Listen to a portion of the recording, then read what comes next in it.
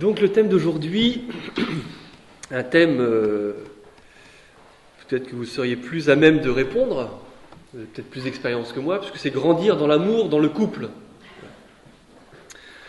Alors ici on n'a pas vraiment un couple, on est en communauté, enfin il y a quelques éléments communs.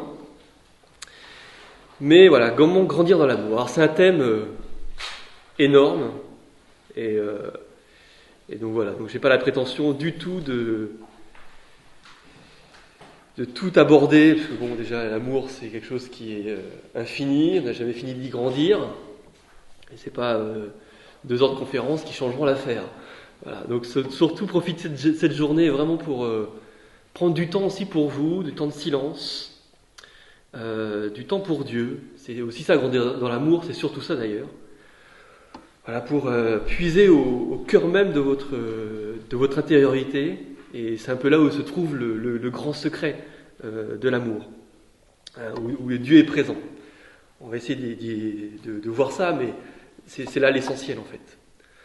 Après, quelques propos que je pourrais dire, voilà, on verra.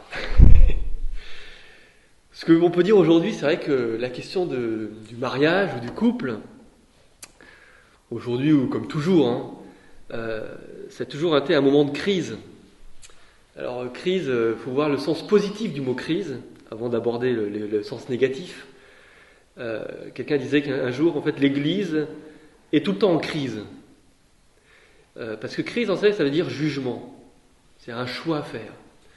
Et donc, on se rend bien compte dans la vie de couple, il y a toujours des choix à faire. Entre voilà, il y a toujours des choix qui se présentent à nous, des petits choix, des moyens et des grands choix. Et d'une certaine manière, on est tout le temps en crise. Alors, la manière d'éduquer un enfant, la manière de se comporter avec son mari, voilà, il y a toujours des moments de crise. Donc la crise, entre guillemets, c'est tout le temps. Alors aujourd'hui, particulièrement parce que, entre guillemets, la société s'en mêle.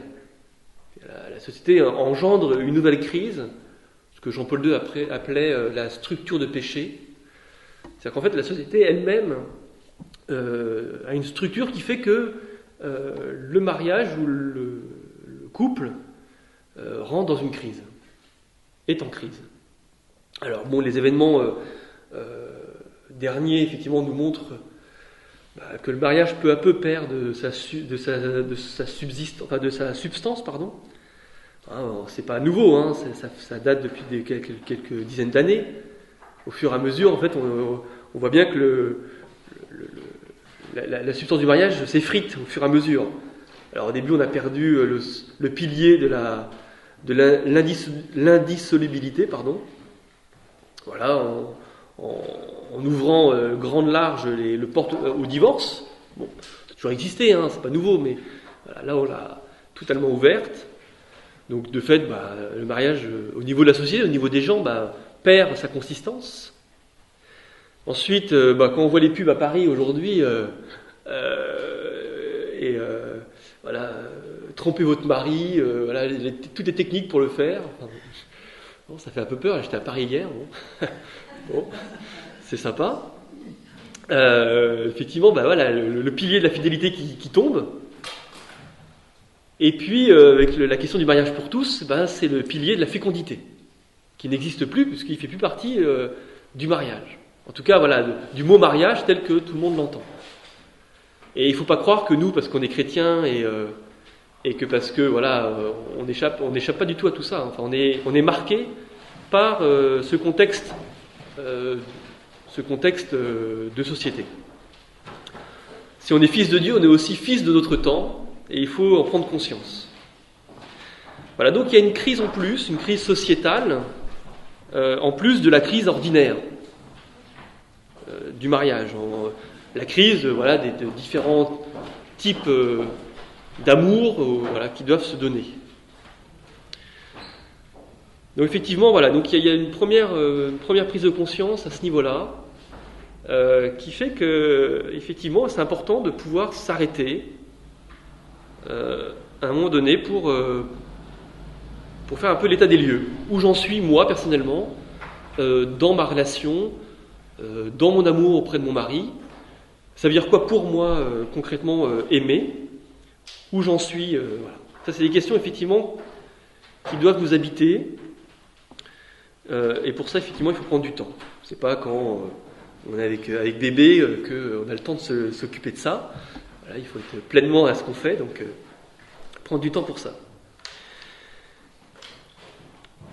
Alors le mariage, c'est pas simplement non plus un permis de s'aimer, un permis de coucher, un permis de construire, mais aussi essentiellement, avant tout, c'est une alliance avec Dieu. Enfin, dans le mariage tel que on le conçoit chrétiennement, c'est vraiment construire une alliance personnelle, et une alliance en couple avec Dieu. Et ça, c'est non-stop. C'est non-stop, on n'a jamais fini de grandir, et je dirais, là, en ce sens, notre vie communautaire rejoint votre vie communautaire, entre guillemets. Parce que, voilà, il y a des éléments qui sont très communs. Comment rencontrer Dieu dans le quotidien? Comment prendre du temps pour la prière? Alors, chacun a un niveau différent. Et ça, c'est très commun. Et donc, effectivement, une des questions qui peuvent se poser, c'est quelle est la place de Dieu dans ma vie conjugale? Comment je situe Dieu? Est-ce que, on y reviendra, mais est-ce que c'est compartimenté? Est-ce que c'est intégré? Est-ce que c'est mis de côté? Enfin voilà. Comment j'intègre, quelle est la place de Dieu?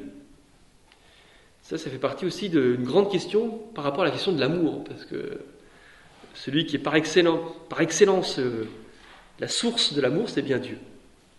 Et si on veut grandir dans l'amour, il est bien clair qu'il faut puiser à la source.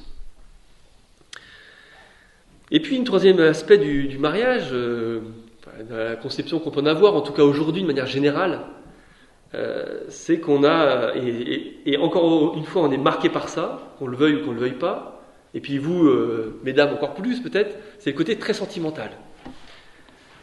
Sentimental ou sentiment de l'amour, et le côté un peu romantique de l'amour. Mais alors qu'en fait, effectivement, comme dirait Bismarck à sa femme, je ne vous épouse pas parce que je vous aime, mais pour vous aimer. Donc effectivement, intégrer cet aspect volontaire de l'amour. Bon, c'est des choses qu'on sait, qu'il faut se redire, parce que c'est là-dessus qu'on construit en fin de compte.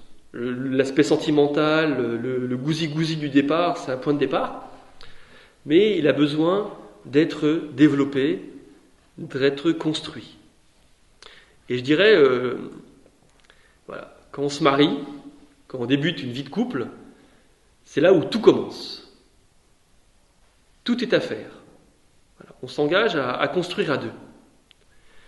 Et de fait, il n'est jamais trop tôt pour commencer, il n'est jamais trop tard pour bien faire.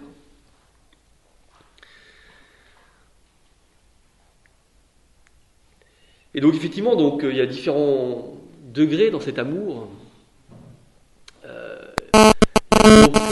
L'humain, je dirais, mais qui, de cette certaine manière, a une certaine pérennité, parce qu'il s'appuie que sur nos propres forces.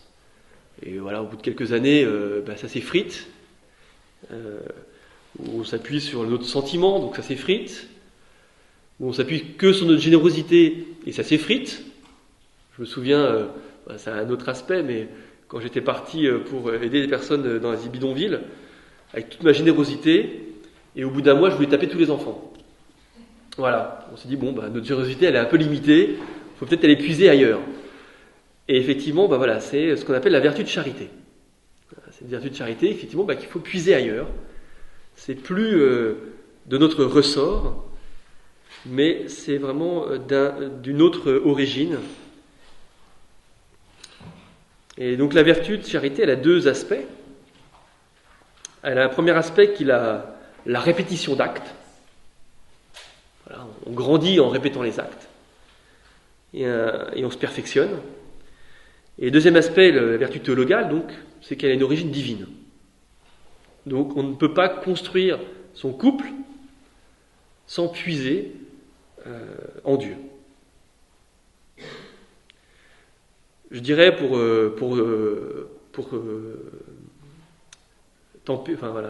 peser les choses, de manière implicite ou explicite. Parce qu'effectivement, il y a des couples, s'ils sans le savoir, puisent en Dieu, mais ils le savent pas. Ça arrive. Voilà, c'est ce que saint Paul appelle, voilà, on suit sa conscience, on suit son cœur, et Dieu est présent dans ces actes-là. Donc, donc de manière, on peut puiser en Dieu de manière implicite ou explicite. Ça, c'est important de le rappeler parce qu'effectivement, il y a des couples qui durent et qui grandissent dans l'amour. On sent que Dieu n'est pas présent de manière explicite, mais de manière implicite. Ça, c'est important de se le redire, même pour nous d'ailleurs. Mais c'est vrai que quand on est chrétien, c'est un devoir, c'est d'avoir cette manière explicite aussi dans notre vie. Parce que c'est tout notre devoir de louange aussi, notre devoir de témoignage qui a cet aspect d'explicitation, que ce soit personnel ou en couple. Donc ça, c'est aussi un élément important dans le couple aussi, on verra, dans la manière de faire rayonner cet amour. Donc effectivement, dès que j'aime vraiment, Dieu est présent. Dieu est présent dans ce qu'il est en soi. J'ai abordé toujours ce thème-là, mais si on aborde l'amour, on ne peut pas le faire. On ne peut pas ne pas en parler. C'est la Trinité, je serai très rapide.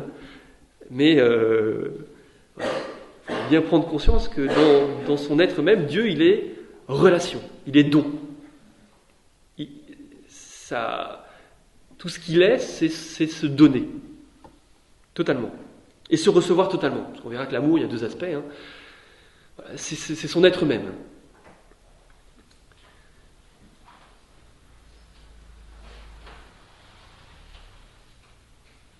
Et donc on est appelé, en tant que chrétien, en tant que dans un couple, aimer son conjoint autant que Dieu l'aime, et de l'aimer de l'amour même de Dieu.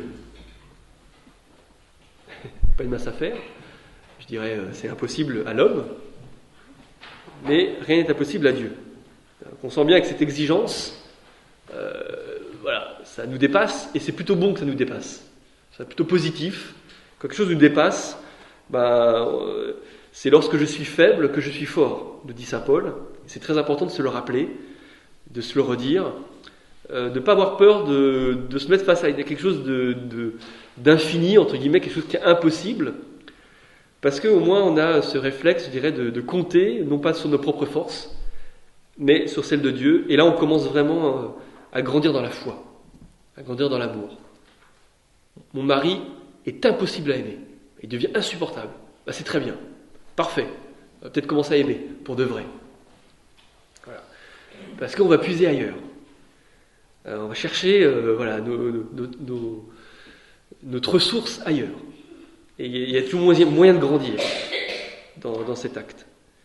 Alors après, il y a aussi des actes prudentiels à avoir, ça, c'est évident. Mais déjà dans l'essence même, on peut toujours grandir. Et grandir, c'est-à-dire puiser.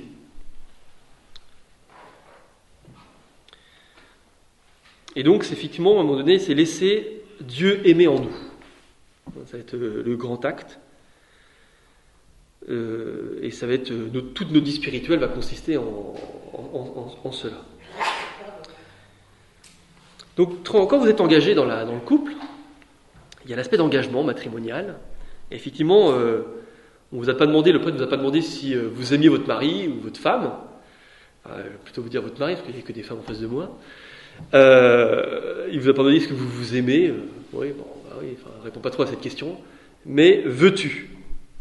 Ou je veux. Effectivement, ça relève d'un choix, d'une liberté. Donc commencer dans l'amour, c'est un choix et une liberté. Je dirais un choix premier, on se met vraiment face à quelqu'un. Est-ce que cette personne-là est capable de me rendre heureuse ? Est-ce que je veux construire avec elle ? Est-ce que c'est toutes les questions du discernement qui se fait avant. Et effectivement, je sens que j'ai tous les moyens pour m'engager auprès d'elle. Et il y a le grand choix. Le grand choix qui engage toute une vie. Et alors ce grand choix, on l'a fait il y a quelques années. Mais il doit être porté aussi après par tous les petits choix du quotidien, de tous les jours. Et quand on va aborder la question de la fidélité, effectivement, Je deviens infidèle dès lors où je ne pose plus ce petit choix du quotidien. C'est très intéressant. Enfin, c'est pas simplement aller voir ailleurs, mais c'est déjà le fait de ne plus poser, de rechoisir, de ne pas rechoisir son mari. D'une certaine manière, c'est une forme d'infidélité déjà. Parce que je me suis engagé à le vouloir. Alors quand on s'engage à le vouloir, on ne mesure pas toutes les conséquences, mais par contre on peut mesurer le fait que tous les matins, je peux le revouloir. Je peux faire ce choix tous les jours. Et c'est ça qu'on appelle la vertu de charité. C'est que ce choix, il va engendrer en nous une perfection de plus en plus grande. C'est comme quand on fait des maths en sixième, il faut travailler pour apprendre les maths de sixième, puis quand on arrive en terminale, on se rend compte que les maths de sixième, c'était facile. Alors au début, c'est facile d'aimer son mari, parce que tout va bien, je dirais, ça dépend des couples, mais... Et puis au bout des années, tout le monde change, les gens deviennent acariâtres, la vie nous poursuit. Mais comme on a fait ce choix quotidien, l'amour s'est fortifié aussi. Et par contre, si on n'a pas fait ces choix du quotidien, on est vite dépassé en fait. Voilà. Et comme je disais, c'est jamais trop tard non plus. On peut refaire ce choix. Refaire ce choix. D'où l'importance aussi de temps en temps en couple, de refaire un peu ce symbole de cet anniversaire de mariage, se redire notre amour, se redire nos promesses, se redire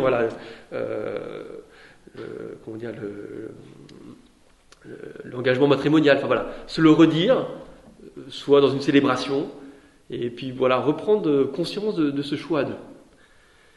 C'est une manière de jamais trop tard, et souvent très émouvant d'ailleurs ces moments-là, au cours d'une retraite, c'est très émouvant parce que on reprend conscience de quelque chose petit à petit, c'est plus ou moins effrité, où on ne prenait pas forcément toute la mesure, et on refait ce choix.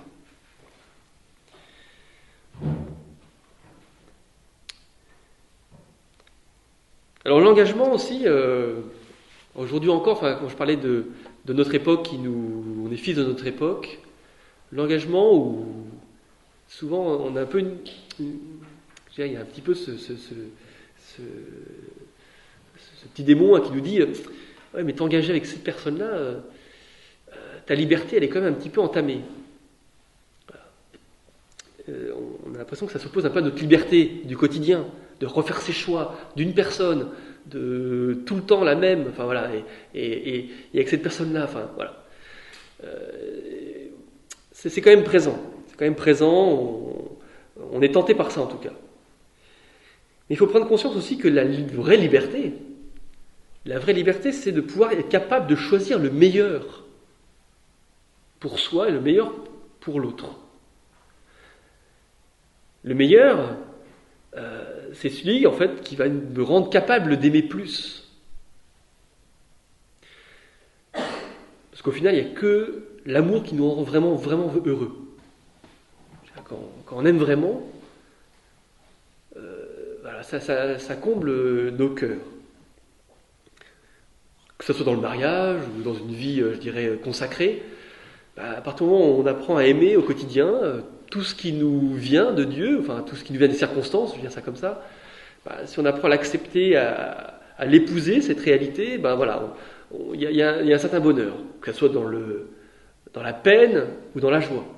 Mais cet amour nous rend heureux. Et puis se rendre compte que cette liberté, en fait, une liberté tout seul, c'est risqué. Parce que il y a notre égoïsme, il y a nos passions, il y a des tas de trucs qui viennent se mêler à ça et qui fait que une liberté qui au départ est une liberté, au final se transforme en esclavage. On devient esclave de différentes choses qui ne sont pas parfaitement dignes, parfaitement en adéquation avec nous-mêmes. Et puis se rendre compte aussi que deux volontés, deux libertés ensemble, ça vaut mieux qu'une. 3 libertés, c'est encore mieux que 2. Quand on dit se marier à 3 avec le bon Dieu, c'est encore une liberté. Sachant que Dieu, je vais le présenter comme ça, le bon Dieu, en tant que liberté suprême, on pourrait imaginer que Dieu, c'est la somme de toutes les libertés. et plus encore. On prend toutes nos libertés personnelles du monde entier, de tous les âges, et Dieu, c'est la somme de toutes ces libertés, tout ce qu'il y a de meilleur possible de chacun, mais encore plus. Donc si on met Dieu dans notre vie, je dirais, ça nous permet d'avoir encore un choix plus large de possibilités dans notre couple. Et on va voir dans le détail après, à tous les niveaux. Au niveau sentimental, au niveau du corps, au niveau de la manière de vivre les gestes de la tendresse, au niveau des idées, de cadeaux. Enfin, voilà, tout d'un coup, il y a plein de... on s'ouvre toute une ouverture d'esprit, de possibilités qui font que notre couple, entre guillemets, il y a de la fantaisie, il y a un peu de folie, il y a des choses nouvelles qui peuvent se donner à vivre. Et on ne se sclérose pas, on n'a pas une pure vision de notre mari, mais voilà, on s'ouvre, et Dieu nous permet ça en fait. L'Esprit Saint nous permet cette ouverture à l'autre, à des choses nouvelles qu'on ne voyait pas, à des capacités en nous qu'on ne voyait pas, et il permet ça. Et donc c'est ça, la vraie liberté, c'est cette capacité au meilleur, toujours au plus, à développer des éléments que je ne voyais pas. D'où encore l'importance d'intégrer le bon Dieu dans notre vie.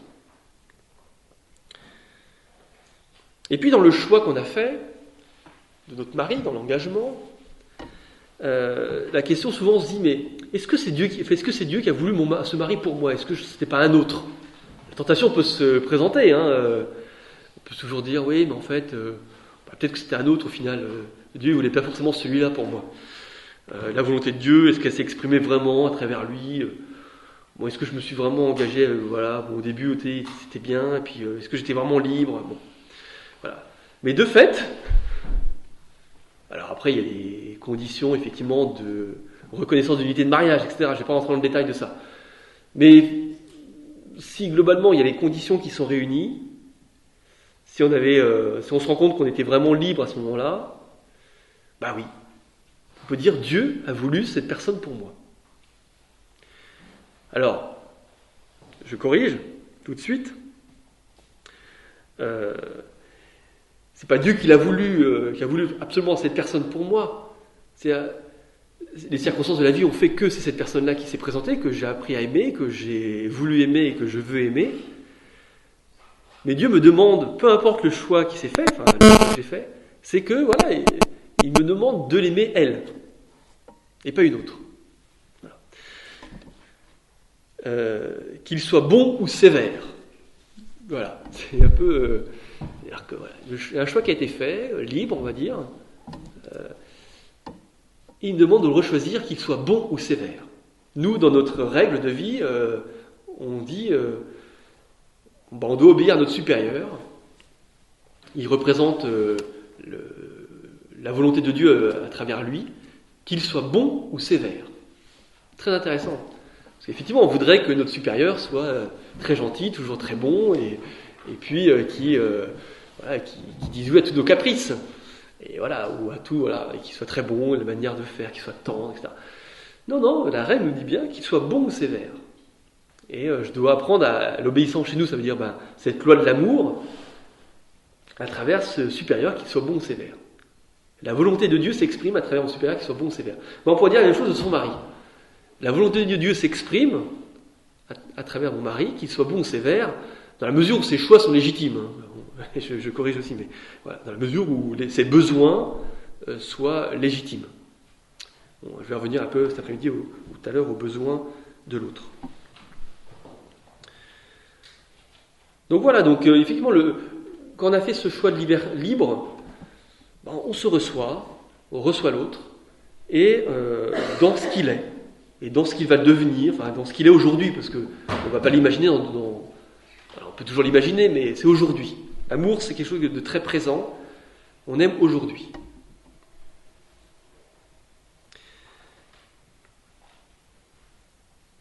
Donc c'est effectivement, on l'aime. Alors au début, on voit que la partie positive, souvent, et puis après, on voit l'aspect défaillant de l'autre. Et puis, s'ajoute à ça l'éducation, s'ajoute à ça ses qualités, ses défauts, c'est richesse, c'est pauvreté, c'est part d'ombre, d'inconnu, voilà. Il y a toute une épaisseur, c'est masques, c'est protections, enfin voilà. Il y a tas de choses qui effectivement se rajoutent au fur et à mesure. Mais voilà, Dieu nous demande d'aimer cette personne-là et qu'il soit tel qu'il soit.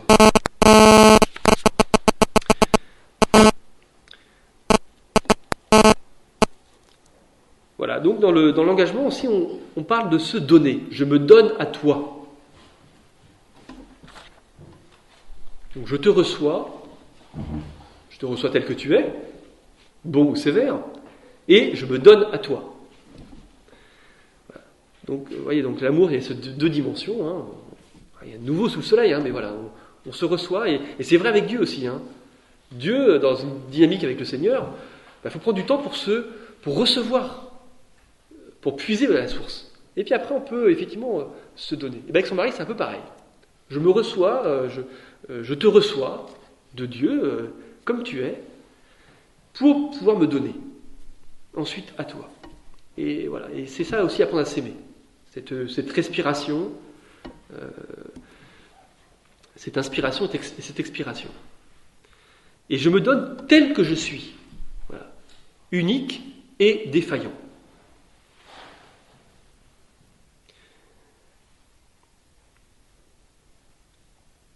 Voilà. Et donc, effectivement, quand on dit unique et défaillant, on sent bien derrière qu'il y a un peu ces deux faces de l'amour, l'aspect croix et résurrection, si je peux dire. Voilà. Enfin, l'aspect de ça coûte d'aimer, parfois ça coûte énormément, parfois ça coûte moins, et puis il y a des moments de résurrection, de joie, de gloire, de grande joie, et heureusement. Voilà.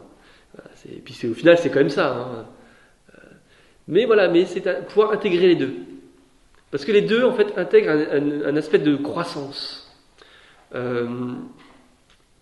vais prendre une image qui n'est pas très belle.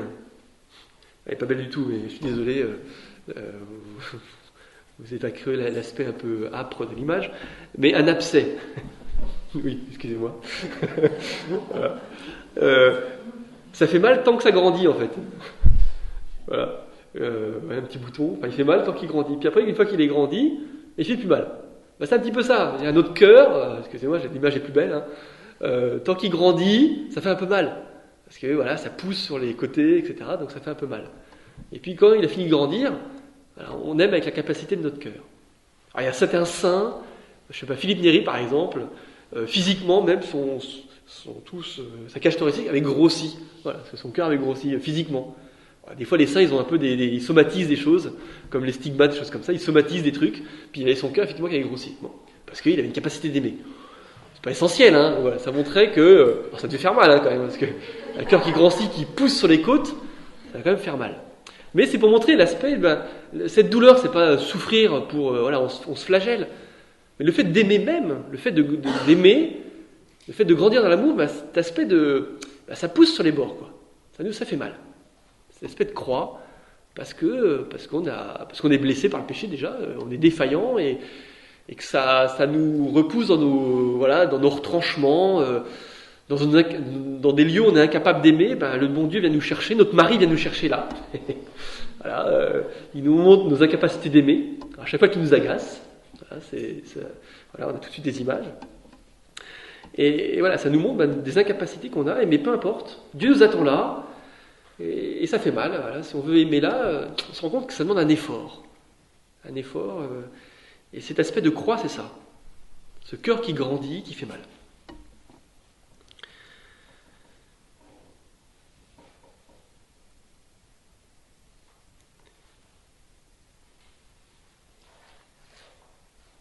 Voilà, et donc cet aspect de fidélité, justement, de fidélité, hein, la fidélité, c'est un aspect de durée, en fin de compte, dans la fidélité. La fidélité, ça dit la durée. Mais alors, quand on s'engage, si on commence à considérer la durée, ça fait peur. Voilà, donc on ne s'engage plus. D'ailleurs, aujourd'hui, on ne s'engage plus. Parce qu'on se dit, oula, dans 20 ans, est-ce que je serai encore capable ? Parce qu'encore une fois, on compte que sa propre force. Donc dans la fidélité, ça fait peur le mot parce que voilà, il y a cet aspect de durée. Et cet aspect aussi qu'on a l'impression, effectivement, comme je disais tout à l'heure, que ça va comment dire, limiter ma liberté. Donc voilà, donc c'est toujours compliqué. Mais à l'inverse, pour réfléchir, faut toujours raisonner par l'absurde. Est-ce que l'infidélité nous rend plus libres? C'est toujours intéressant de se poser la question. Est-ce que le fait d'être infidèle à quelque chose ou à quelqu'un me rend plus libre? Alors, je prends un exemple. Je suis complètement infidèle à ma femme. Je vais... ou à l'inverse, je suis une femme, je suis infidèle à mon mari. J'ai 4 amants. Est-ce que ça rend plus libre? Question intéressante. Ça rend la vie très compliquée quand même. Déjà. Parce que, voilà, il faut, le mensonge, la duplicité, l'emploi du temps quand même très compliqué, les enfants à gérer, le mari, le parfum, les odeurs, notre vie devient infernale au final. Alors pour le petit plaisir, ça devient intenable.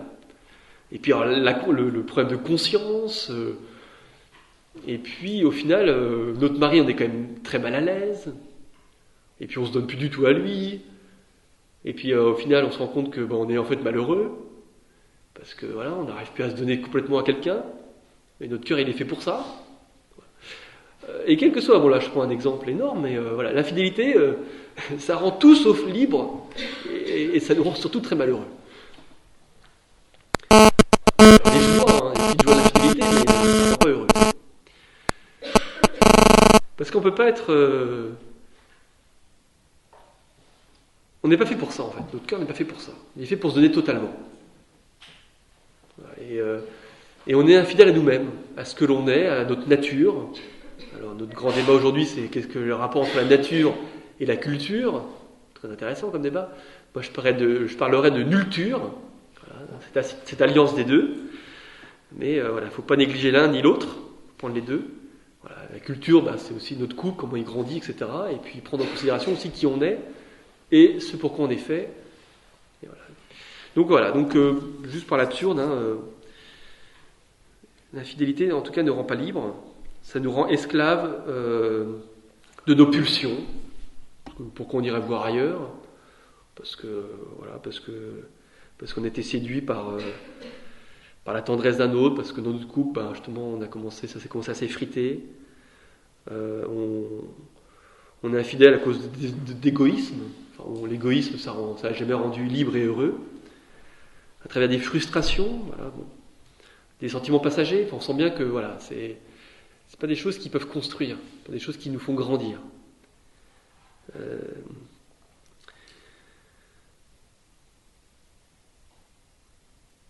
Et puis, comme je disais tout à l'heure, effectivement, le fait, si on veut vraiment pas tomber dans ces excès, c'est ces petites attentions du quotidien.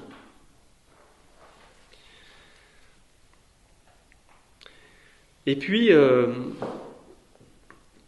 comme je parlais tout à l'heure de l'amour comme émotion.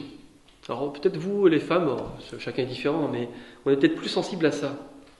L'aspect sentimental, émotionnel, et d'attendre que l'autre, en fait, effectivement, me provoque en moi une émotion pour que je puisse, effectivement, agir.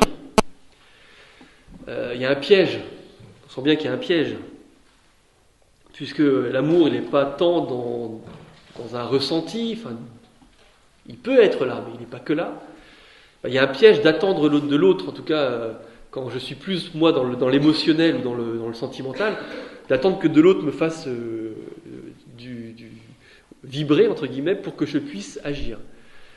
D'où, on sent bien qu'un couple qui commence à s'effriter, le premier collègue qui passe, qui va me faire un peu vibrer, je vais être sensible à ça. Alors que le piège de l'amour, c'est que souvent l'amour ne nous attend pas ici, mais dans un agir avant. On sent bien que c'est un cercle vicieux d'attendre que l'autre fasse le premier pas, donc je vais attendre, l'autre pareil, on s'en sort plus quoi. Alors que l'amour est une décision, donc c'est une décision du matin. J'ai pas besoin d'attendre l'autre pour continuer à aimer, pour commencer à aimer. Et puis le premier bénéficiaire de ça, c'est moi. La première personne à être heureux d'aimer, c'est moi. C'est pas l'autre. L'autre, il en goûte les conséquences. Mais déjà, moi, ça me rend heureux. Donc voilà, donc c'est déjà avant tout un agir, une décision. Et ce qui est intéressant, c'est que cette décision, effectivement, va porter l'émotion. Ça, voilà, c'est des choses évidentes, hein, mais voilà. Dans la mesure où je vais agir, ça va susciter effectivement une réaction chez l'autre, et puis là, ça va se transformer en cercle vertueux. Voilà. Donc on sent bien, voilà, mais il y a cet effort, c'est le premier pas qui coûte, le matin quand on se lève, de dire, voilà, Seigneur, Marie, je te choisis. D'où des rituels. Il peut y avoir des rituels qui soient mis en place de manière très concrète. Alors ça se décide en couple, mais un petit rituel, chacun trouve les moyens qu'il trouve, mais une manière de se dire, voilà, je te choisis, ou ça peut être un petit temps de prière, enfin voilà, après chacun est libre de trouver, mais ça peut être intéressant de se dire comment on peut faire pour pouvoir se choisir vraiment. Puis il y a un rituel aussi qui soit porté vraiment, c'est-à-dire que c'est pas que simplement du ritualisme, voilà. Mais c'est important les rituels dans les couples, très important, qu'il y ait des moments de folie, mais qu'il y ait aussi des choses qui soient établies, ça structure. Et puis il n'y a pas de questions à se poser. Et puis ça nous porte. Voilà. Ça c'est aussi, je pense que c'est important, parce que des fois on n'a pas envie, etc. Mais le rituel nous relance. Voilà. Moi le matin, les louanges, quand on se lève, on n'a pas envie de louer.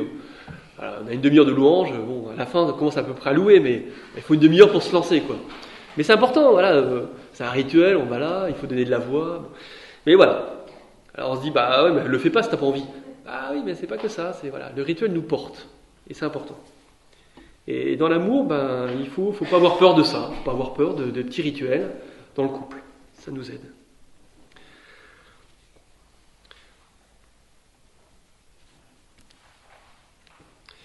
Et voilà, c'est très bien. Alors voilà, pour terminer ce matin, et cet après-midi, en fait, voilà, je un petit peu ce qu'on va dire cet après-midi, je vais reprendre un petit peu le schéma, peut-être que vous connaissez ça, de Maslow. Je ne sais pas si ça vous dit quelque chose peut-être. Donc ce Maslow, c'est quelqu'un qui a étudié le comportement humain, plutôt en entreprise au départ, pour pouvoir grandir dans l'efficacité en entreprise. Et je me disais qu'il est intéressant de reprendre ce schéma-là dans le couple. Parce qu'en fait, on va se rendre compte que grandir en entreprise, c'est un petit peu grandir pareil dans le couple.